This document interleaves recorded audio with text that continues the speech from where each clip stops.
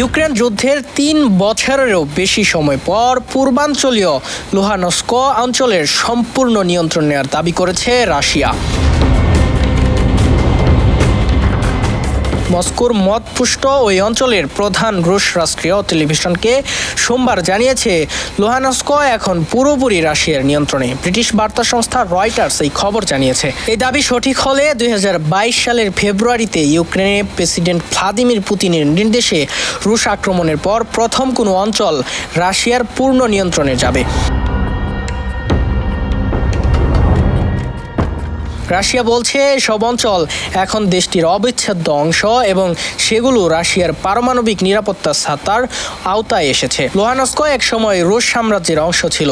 1920 সালে লাল ফৌজ একটি দখল করে এবং 2022 সালে এটি সোভিয়েত ইউনিয়নের অধীনে ইউক্রেনীয় সোভিয়েত সামাজিক তান্ত্রিক প্রজাতন্ত্রের অন্তর্ভুক্ত হয়।